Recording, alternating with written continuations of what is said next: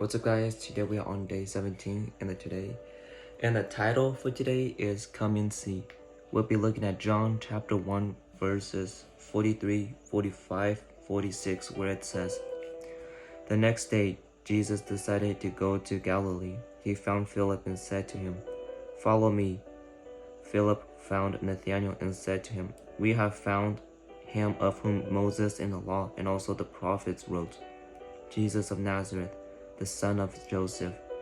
Nathanael said to him, 'Can anything good come out of Nazareth?' Philip said to him, 'Come and see.'" Come and see. What an interesting strategy. Like Andrew and Peter, Philip hardly knew the one he now believed was the Messiah. In fact, the only thing we know for sure is that Jesus said, "Follow me," and suddenly Philip was proselytizing in his name. But why? What occurred between the seeing and the following? Nathanael's first few moments with Jesus gave us a clue.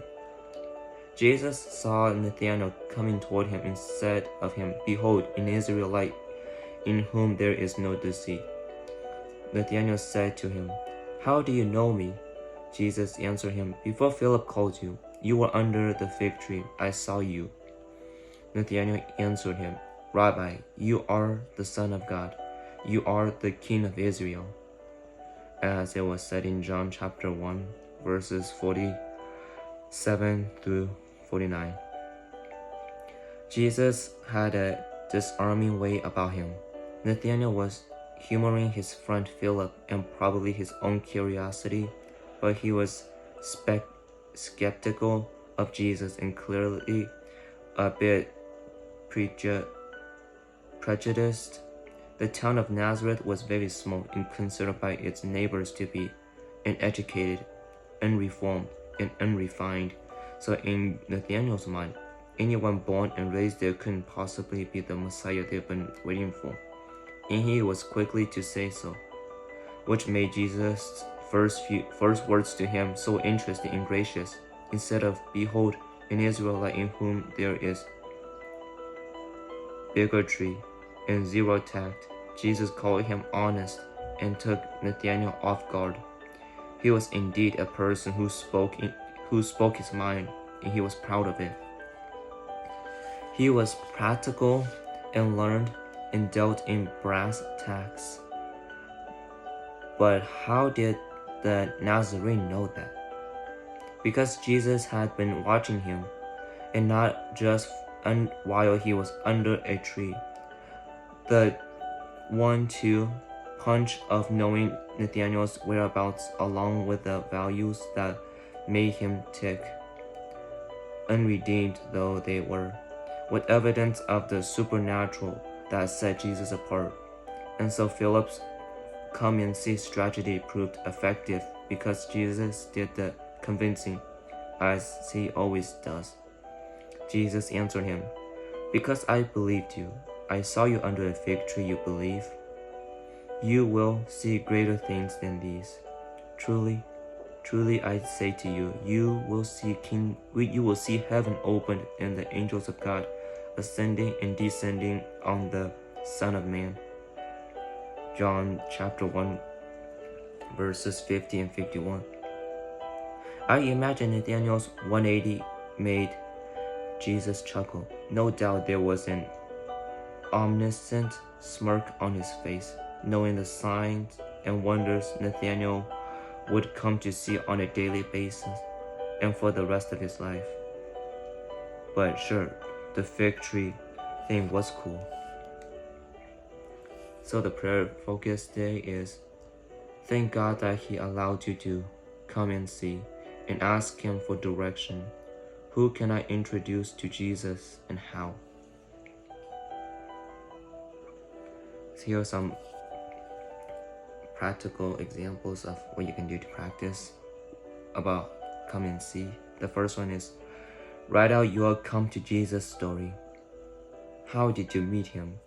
How did he change your mind about who he is and what's true?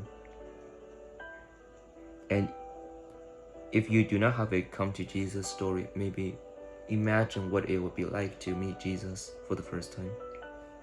So again, write out your come to Jesus story. How did you meet him? How did he change your mind about who he is and what's true? Since Jesus is no longer walking and talking on earth, what does come and see mean now? What does come and see mean now, since Jesus is no longer walking and talking on earth? Who is someone in your life who needs to come and see Jesus? Pray for that person, then go make the introduction. Trust Jesus to be the convincing. Who is someone in your life who needs to come and see Jesus? Pray for the person. Pray for that person, then go make the introduction. Trust Jesus to do the convincing. And that will conclude our time for today.